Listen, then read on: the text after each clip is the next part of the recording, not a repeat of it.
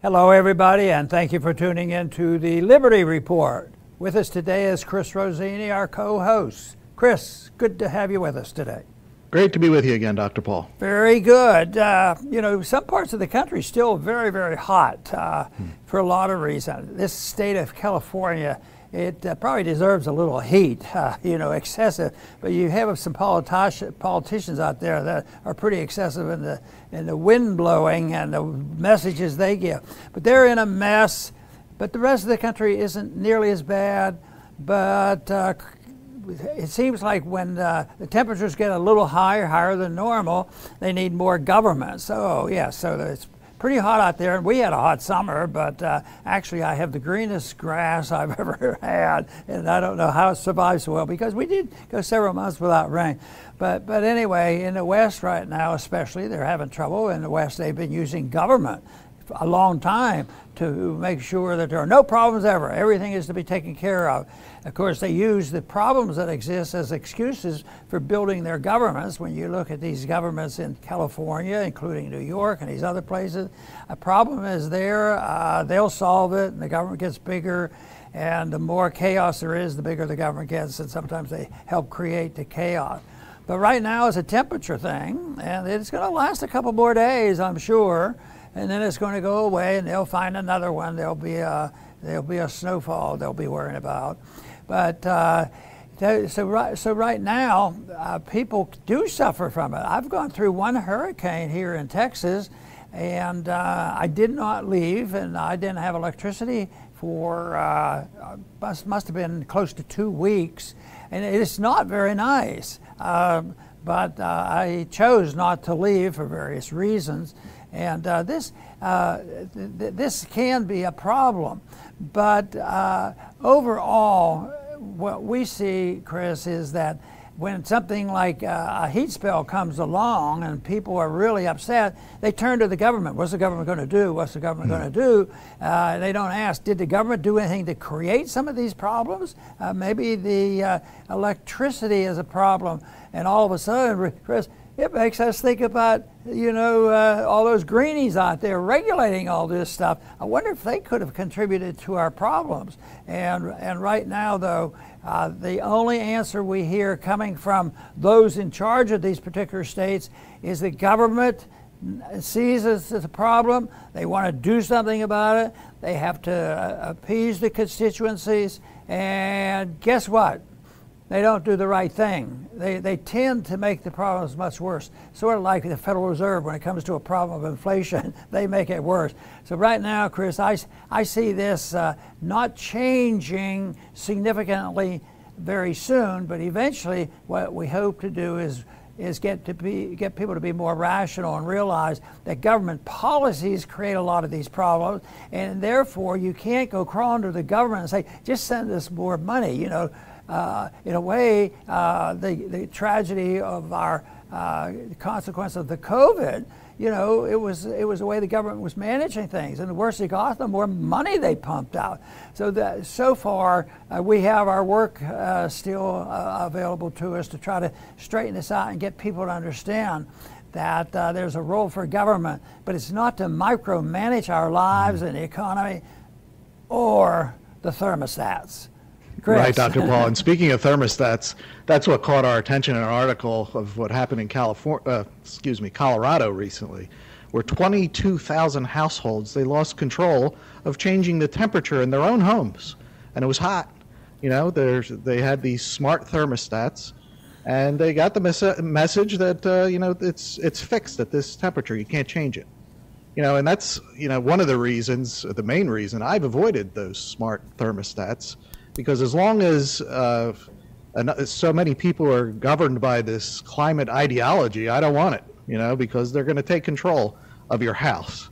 And that's a shame because I like the smart thermostats. I like the idea. There's people that I know that have it, and I would get one if, this crazy ideology wasn't dominating at the moment. Perhaps someday. But the point is, technology itself can be used for good or for ill. Airplanes can take you around the world so you can see the world, or they could be used to drop bombs on people. Nuclear energy, same thing, internet. So there's nothing good, inherently good or bad about technology. The problem we face today is our government does pretty much whatever the heck it wants. So whatever technology exists, whether we know about it or technologies that we don't know about, they're going to try to use it, to try to control us. And that is why on this show we try to focus in on it's so important what the role of government should be. If government has free reign, they're going to use it, and they're losing it each time with the censorship on social media, with the war on cash, with this. More and more people are like, this is outrageous. Government should not have these powers. So with each power grab, more and more people are going to have that desire to restrain government again. So much of our liberties we give up are a reaction by the government for problems that actually exist. They may have created them, or there might be some other causes, maybe natural causes, but an opportunity for some of these people who believe that government should be very much involved. More chaos, the bigger the government, and it marches on. But on this technological issue that has been going on, I remember when this particular bill passed that I think introduced us to this, and that was 50 years ago. In 1970, they passed a bill because technology was getting really modernized. It was recognized that doctors' records, bank records, these were secret things, and that was back when the people believed that the Social Security number was never to be used for identification. And then the technology moved along and people started worrying about that. So the people talked to their congressman, yeah, well, we're working on it. And then they came up with a bill called the Bank Secrecy Act. They're going to make sure your bank account is secret. So that should have been the tip-off, and I've talked about this ever since then, is no matter what they say in the title, be prepared. It's probably exactly the opposite of what they're going to do, and that's what's happened. I mean, there's no secrecy in bank activity, and the more technology we have, the more control they have, and the governments just love this stuff. But the technology is available. It should be to protect our privacy. And it is something that was important, to the founders. They thought they had it clarified in the Fourth Amendment, but they also had a problem that they weren't quite aware of all the technology. But the general terms still fit. The government doesn't have a right to interfere in your privacy. And, we'll get a warrant. Oh yeah, that's worked out real well, especially when you want privacy in election and who's voting and who isn't voting and who's cheating. So it's something. So this issue of privacy is key. It's going on in the monetary issue, not only in the dollar, but those individuals who are looking for alternatives to the dollars, other currencies. Everybody regulates and knows exactly what's happening on every international currency transaction. There was a time when they didn't even have futures markets in the foreign currencies because they were temporarily locked to the dollar, and the dollar was locked to gold, but that of course ended in 1971. So it wasn't so, but now there's so much effort made, and even when there's alternatives, such in the crypto world, the one thing I've feared about the crypto world is what's going to happen? Is it going to be anonymous, and is it going to be clear for everybody to see it? Well, I bumped into a couple people in both fields and in the government, and I'm not all that optimistic about it being secret.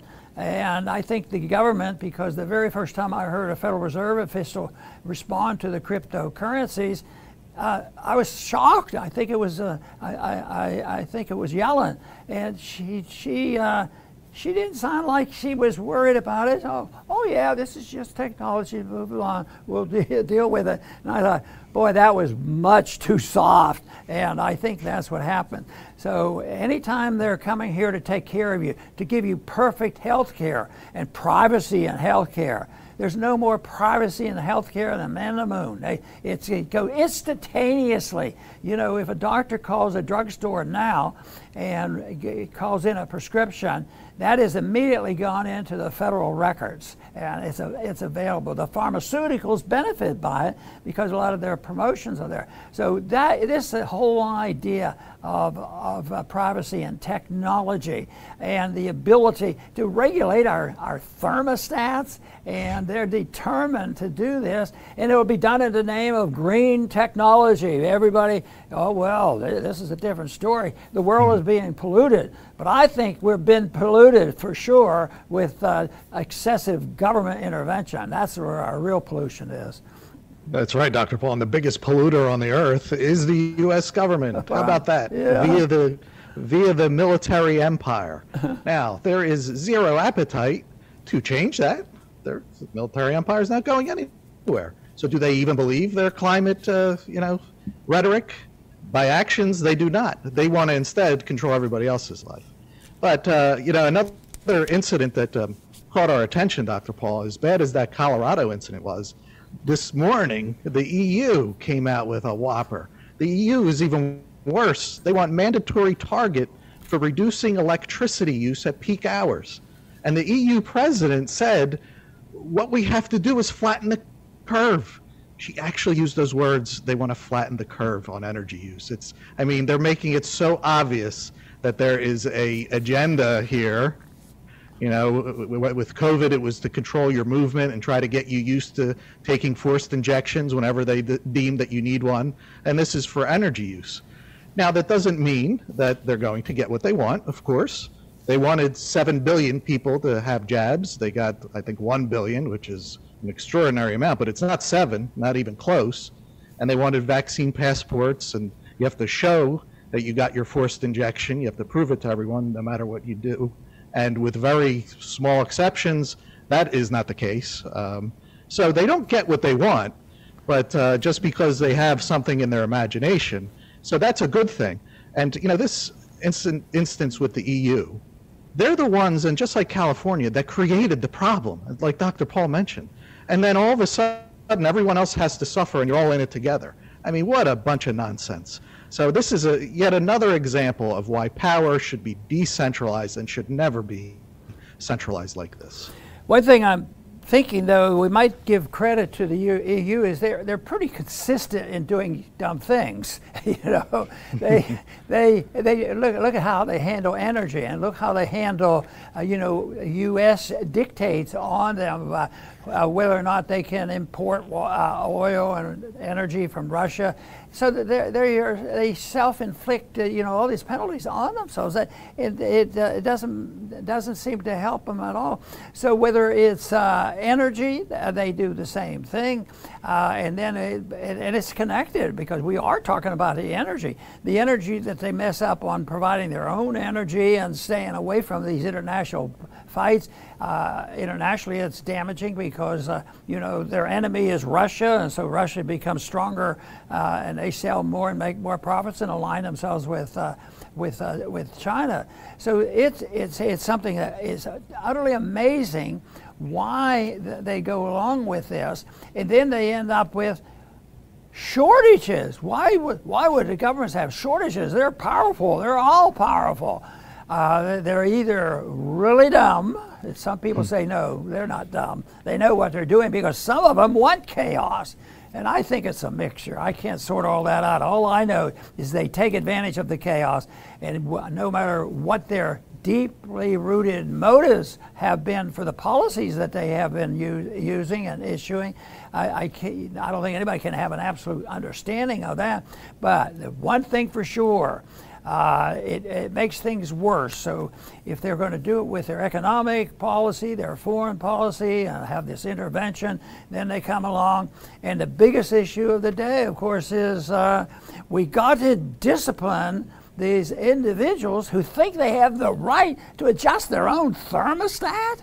My goodness, what kind of a throwback idea is that? I mean, this is strange. This is going back to the very dark ages, as far as I'm concerned, when they started doing this. So it's the whole issue is what is the role of government, and what are they doing? And they're not protecting our liberties. They're destroying our liberties, and it's hurting us economically. And that, of course, finally wakes people up. Constant, long-lasting wars will wake people up, and certainly extremely long-lasting lockdown for COVID, people woke up to that, and we've made a little bit of an advancement in getting away from that.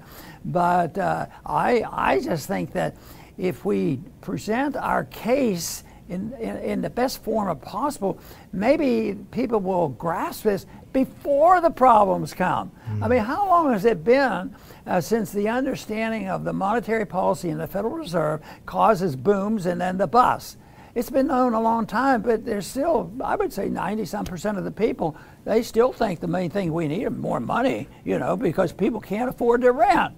So, but if we could just reach people with this common sense, but it seems like the temptation to have an easy way out and take the benefits and the promises of politicians, I think one place to stop is be very cautious on believing what the politicians tell you.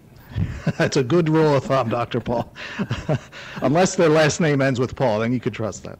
But I will finish up by saying this agenda for control is fundamentally flawed right from the get-go. And it stems, in my view, from industrialization, which brought tremendous blessings to humanity. Tremendous. And it gave mankind tremendous control over our natural world, which is good. That's why we're created. We have dominion over the earth. However, a big mistake was made, and I understand how it could be made. You know, this idea of automation and machinery and engineering and science, you know, it was taken from the successful production of goods and mistakenly believed to be like, well, let's automate humanity. And this is a failed idea. This will not work. We are not robots. We are not software programs. Our bodies are not operating systems that you upgrade with vaccines. This is all nonsense. But this is where the idea stems from. They feel like they should control everything. Look at how we can control nature. Well, humans are a part of nature. Let's go after them next. The difference is we are not robots. We have our own free will, our own goals. We do not obey like a robot does. You know, they wanted 7 billion arms to get shots, only 1 billion did. Why? Because people have their own minds. They search for the truth, and if they find out that this is not what they should be doing, they don't obey. And that just bothers the authoritarians. They want us to act like a software program, but we will not at any point. So they're constantly trying to trick us with a new scheme, new scheme, new scheme. They are doomed to failure, and that is very good. Good. You know, you bring it up the subject of the automation. Depending on how you do it, makes a big difference. In excuse me, in economics, it also says that if you believe in freedom of choice, and freedom of prices in the market, you can defend it on a moral principle. You have a right to your life and the fruits of your labor, and I'm in that camp. I believe we have a moral right, and you know, and if you have your freedom, it's up to people who are freed decide what really ends up and how you use this technology. There are others, and Mises talks about this. The freedom to have a free market is best because it's the best system, you know. And he would go and compare, you know, freedom and no tariffs and no taxes and all this, and compare it to an authoritarian state. And obviously, you know which side wins. But I separate them for another reason too, is because the technology is also used for different reasons. If you have advancement of technology, and I think I can use nuclear power as an example, there's so much technology. It's been so great, and Chris points out some of the shortcomings if it's used to control people. But I see technology having been used over the centuries as being motivated for that information to go in and be used for fighting and killing each other, and a lot less just for promoting peace and prosperity. And the technology is there, but how it's used. So it does fall down on the morality of the people. What kind of a system they have, what kind of a government we have, are the laws moral and sensible? And then the choices end up as individuals. It's this business when the government takes it away and, you know, promoting some automation which isn't very good, or taking this technology and take nuclear technology and think how many millions of people have been killed with that already, but not in the good sense. You can use nuclear technology and nuclear power for really, they're starting, even some on the side of the green are saying, hey, you know, it's one of the cleanest energy sources is nuclear energy. So it can be, you use them to kill people the other. And I think people are just, it seems like the winners of that little contest going up is the technology has gone into the hands of the government and the hands of fighting war. And that's why this issue of privacy, government ends up totally controlling the privacy at the expense of the privacy of the individual. And that, of course, is our goal here, is to emphasize the importance of what it's like to have liberty, where the individual makes the decisions. If an individual makes a mistake, they suffer the consequence. If a government agent, if somebody like a Dr. Fauci makes a mistake, more than just Fauci suffers the consequences. That's why you don't want people in these positions, and that doesn't mean that everybody that ever ended up in government they weren't well intended. But people make mistakes, and even though the motivations might be good, they make mistakes. Then everybody suffers. So everybody that wants to do something with the energy issue, they're not necessarily bad, but they have some bad ideas, and there's a lot of people who take advantage of that. So that's why we have to sort that out, because the one thing I've come to conclude and understand and believe in is that if I had a choice on what kind of a society I want to live in, I want to live in the freest society I can find. And I think I've been fortunate, as so many Americans have. We have been born in a country that at one time was the best example ever of a free society, which is now not quite as robust as it used to be. But it's up to us all, and everybody who cares, to also invest their time not only in protecting themselves physically and spiritually, but to protect oneself, in the sense of being able to protect your freedoms. That is what we'll continue to do. I want to thank everybody for tuning in today to the Liberty Report. Please come back soon.